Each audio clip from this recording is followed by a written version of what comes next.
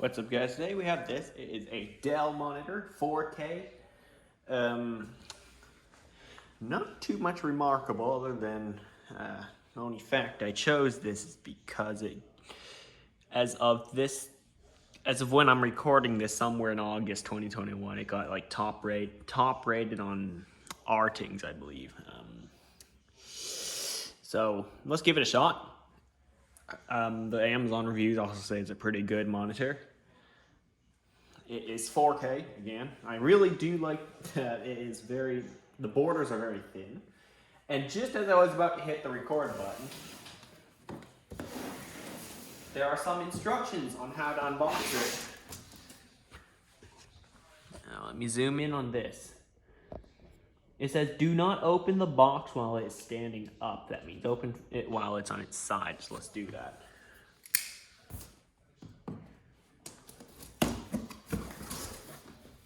Oh, there's a nice box. Inside you get an HDMI cable.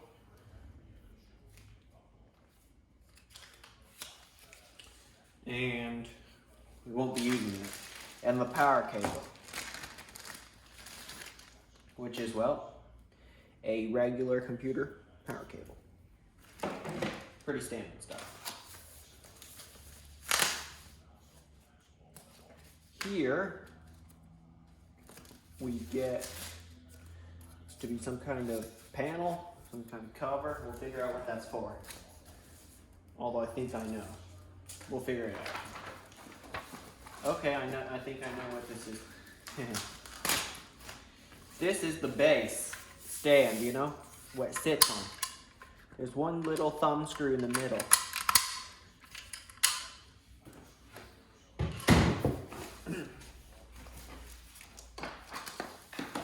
What looks to be some regulatory information, possibly a quick start guide.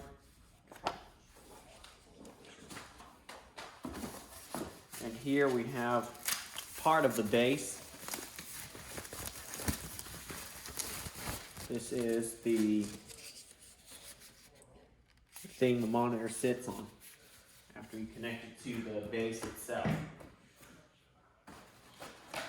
Underneath this, we get the monitor itself. Here it is. Oh, another thing is it has two speakers built in, and I do see them. They are incredibly small, but I want to see how they sound.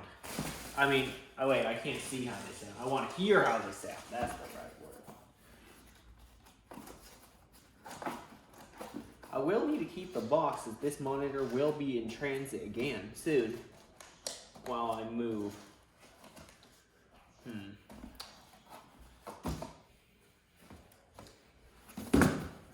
So, I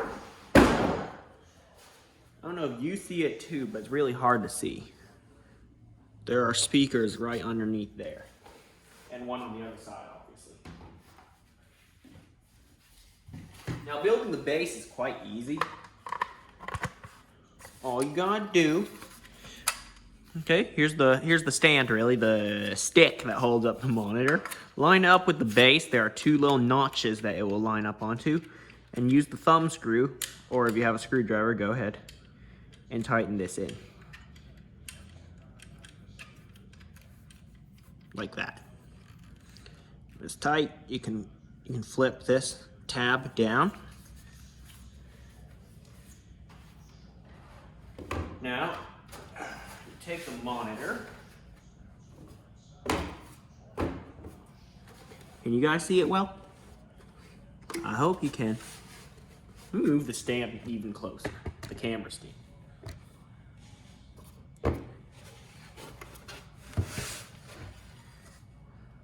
Oh, okay. There's a little notch near the bottom. Just line up, and it looks like, yeah, you drop it on, it'll click. And now the monitor is attached. I did figure out what that plate is for. Apparently, for here to cover up the Vesa mount, because you can put this on a monitor arm if you feel like it. There it is. You just pry it off. Oh wait, you press here and it comes out. Okay, that's cool. Just press here hard enough and it'll come out. Cool. All right. Here's the monitor. Looks very good. It's got a white colored back, black colored, matte black colored front. It's got a matte finish on the screen. All right, time to go set it up. This should be pretty easy. Okay, before we get started, it's gonna be a 30-second segment. Let's go through the ports. On this side, there's only 2 ports, a Kensington lock slot, the power plug, HDMI 1, HDMI 2, display port, and audio out for headphones or speakers, whatever. All right, I've been testing the monitor out for about, well, last night and this morning. And I've come to the conclusion that, well, this monitor, the Dell, is a lot better. Probably 100 times better than my old one. Which kind of, well, okay, I don't know what panel it was, either TN or VA, I can't remember. But the IPS panel really does help.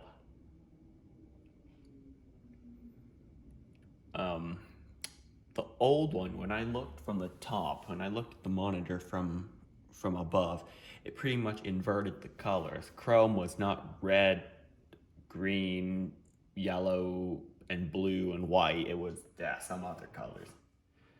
Possibly even purple on some of them. So, this one you can look from pretty much any angle, all right? And it still looks good.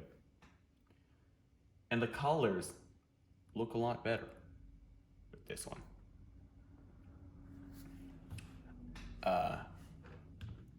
Let me show you my settings. Maybe you would appreciate them. So, the settings will usually appear in this corner. I did tune the settings.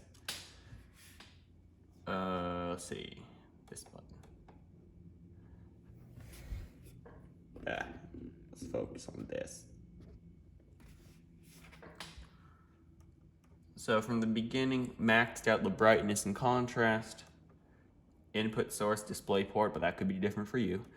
Color, standard, input, RGB, display, wide 16:9. Just leave all of those. Increase sharpness to 70, response time to extreme. Dark stabilizer, leave it at 0. It makes the colors look a bit funny. Smart HDR, leave it at off. I don't know why. I don't know why it does this, but in the middle, it's brighter, but around the edges, it's dimmer.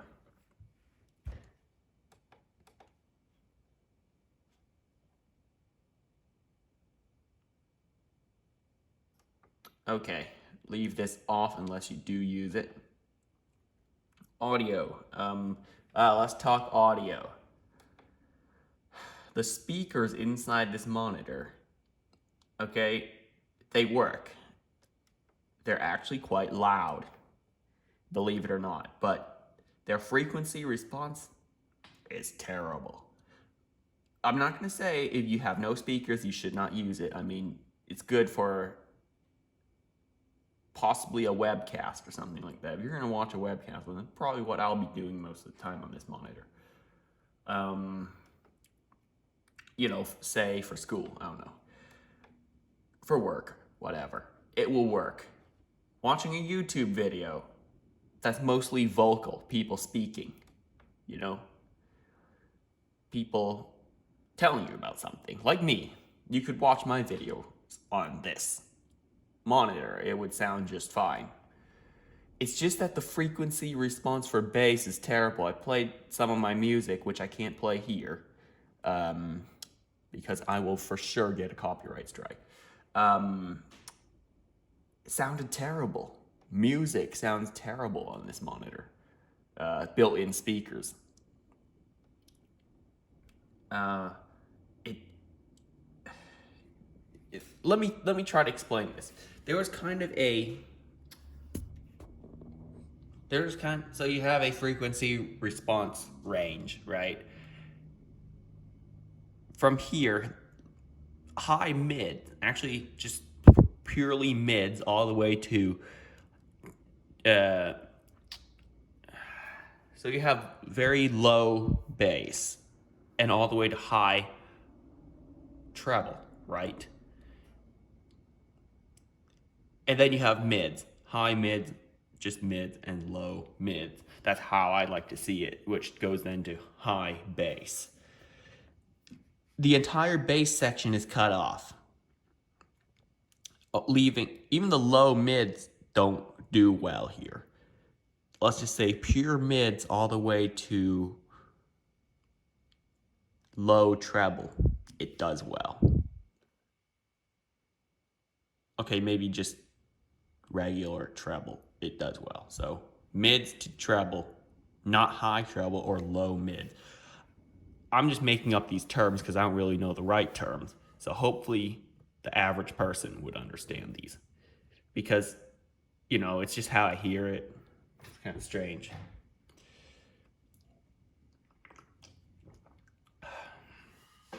But what I'm trying to say is the speakers are only really good for voice. Let me try playing one of my own videos on this monitor. How about that? Okay, correct. Monitor speakers output. Instead of me trying to explain it with words, we'll just play one of my own videos. What's up, everyone? Today we have this. It's an HP mouse of some sort. Not really sure what model it is, as it is a little, the label is a little ripped off. But I'm turning up the volume. Take it apart today. So, you know why I'm taking it apart? First of all, it's been used in the office for over 10, even 20 years. And also, the mouse wheel is pretty much like turned into a goop of some sort, some kind of mush. Yep, so the scroll wheel has disintegrated. And the cable is ripped. So that's all you need to do to separate the shell and the body. I mean the top part from the bottom part. Let's just remove the cable. It's just a simple connector. First, you can see right here along the edge. That is all. All right. Dirt. This is your preview is over. You should go check out the video on your own.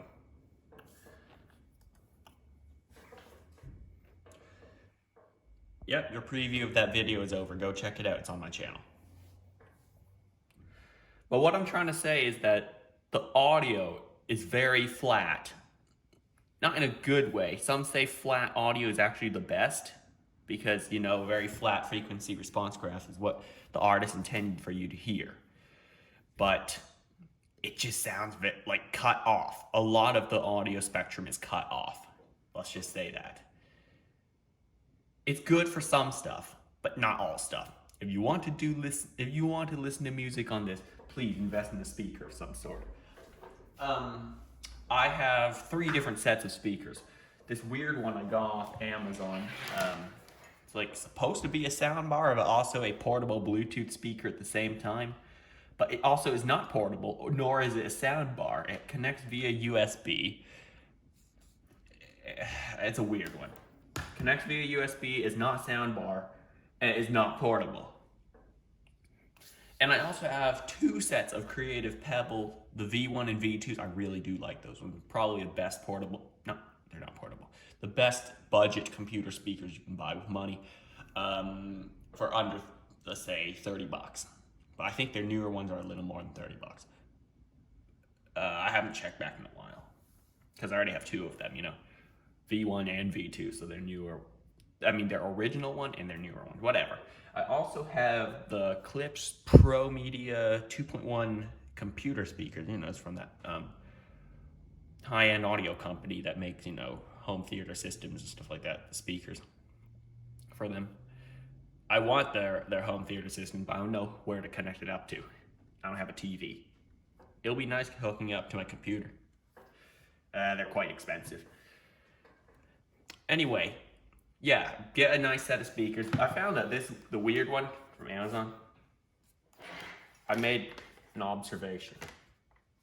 It fits perfectly underneath this monitor if you get the original stand and you don't actually mount this monitor on an arm. It will fit perfectly underneath. And to be honest, that one does sound all right. Go check out my video on it. It should be out before this one, as I have a very long schedule. This is being filmed in mid-August, and it's probably going to be out somewhere in mid-November, if my schedule is to be followed, of Tuesday and Thursday uploads. So if it is in mid-November, shout out to the people from the future, right? The people watching this, obviously. Yeah, that's what I'm trying to say. Anyway, yeah, what I was trying to say is this monitor is actually really good for the price. It's about $350, and I bought this. The prices probably would change. I don't know. These prices are very unpredictable now in August of 2021. Did I say I was filming in August 2020? No, I mean August 2021. 2021. Pretty much since last year, November, October, probably October of 2020, there was this weird chip shortage. I'm not sure what caused it, not sure why it happened. And the first sign of it was the rapidly increasing prices of these graphics cards. Pretty much all of them, right?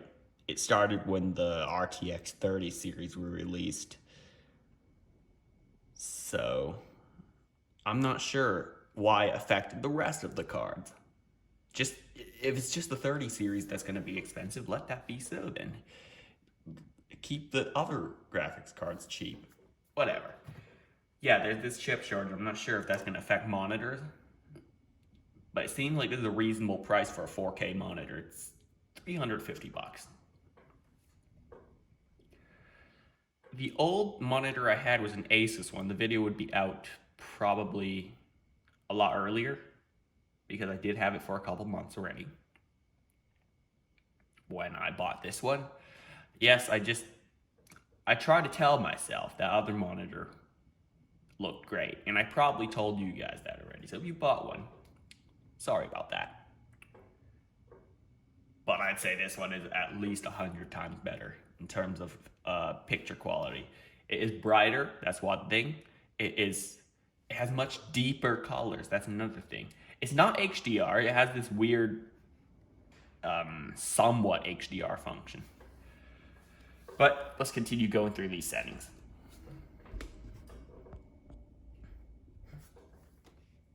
Okay, audio, I already went through that. Leave this kind of however you want it to be. Here, it's kind of what you want it to be, again. And then here is just some facts and data. Not sure what these are, don't want to mess with those, so just left them as they are. So those are the settings of the monitor. And if you'd like to follow them, by all means, go ahead. But yeah, my overall thoughts of this monitor is a huge step up. You should pay a little more for this monitor. You hear that? There's a plane going over my house. Is it a turboprop or is it a regular piston engine? I cannot tell. It's definitely not a jet engine. I don't know if the mic is even picking that up.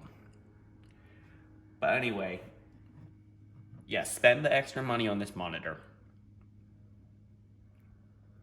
It is definitely worth it for the better colors, the better brightness, and the viewing angles. You can look from literally any angle and it still looks good.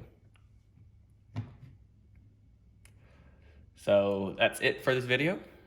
You even got to see a little preview of another video and also test out the screen quality. It also depends on your screen, the one that you're watching on. Thanks for watching this quite long video. Like, comment, and subscribe, and I'll see you next time.